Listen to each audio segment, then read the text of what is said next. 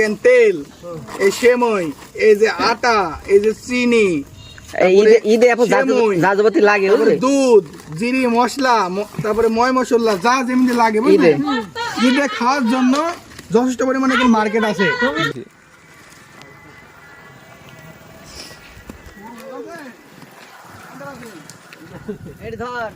এর মধ্যে কি দেখেন তো, দেখেন লাইট মারেন।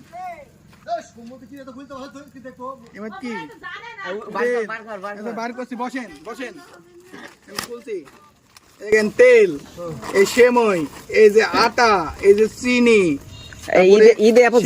যাযাবতী লাগে দুধ, জিরি মশলা, তারপরে ময় মশলা যা যেমনি লাগে বুঝলেন।